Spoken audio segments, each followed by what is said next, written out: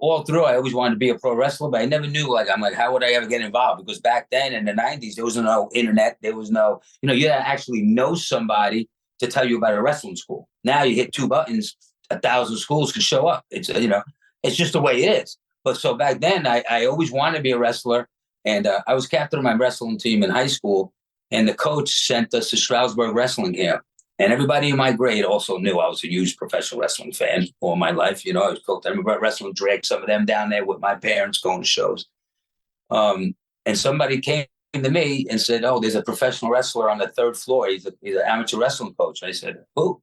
So they're like, "Oh, the Executioner."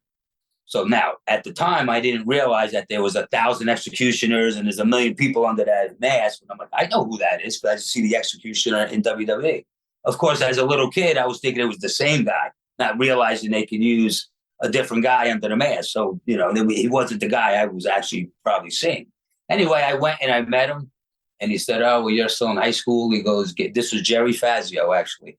And he said, when you graduate this year, because I was a senior, so it was the summer wrestling camp.